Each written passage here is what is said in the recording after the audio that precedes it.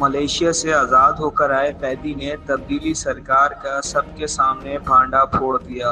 पाकिस्तान जिंदाबाद, PTI जिंदाबाद, server Khan जिंदाबाद, जुल्फी बुखारी जिंदाबाद। ये हमको रिटाया गया, पीछे से रखा हुई चीज़। मलेशिया से आज़ाद होकर आए कैदी ने जुल्फी बुखारी समेत PTI क़यादत के मुंह पर लफ्ज़ी थप्पड़ रसीद कर दिया।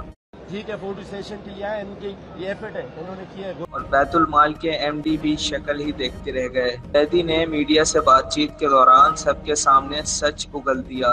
पाकिस्तान जिंदाबाद, PTI जिंदाबाद, सरवर खान जिंदाबाद, जुल्फी बुखारी जिंदाबाद। ये हमको रिटाया गया, पीछे से रखा हुई चीज़। कैदी ने कहा, ये सिर्फ फोटो सेशन के लिए आए हैं, हमें पीछे से रटाया गया था कि आपने PTI जिंदाबाद, सरवर खान जिंदाबाद, जुल्फी बुखारी जिंदाबाद वगैरह वगैरह के नारे लगाने हैं। सबके सामने इज्जत अफजाई होती देखकर गुलाम सरवर खान भी कैदी को देखने लग गए। दूसरी जानिब कैदियों के हवाले से इंकशाफ हुआ है कि सजा पूरी होने पर मलेशियन हुकूमत ने इन कैदियों को डिपोर्ट करने का हुक्म दिया था, जिसके बाद इन्हें मुल्क वापस आना ही था। लेकिन इमरान खान के कुछ नालायक वजीरों ने सियासत चमकाने की कोशिश की, जो इस लड़के ने नाकाम बना दी और ये वज़रा पूरी तहरीक इंसाफ की रुसवाई का बाइस बने।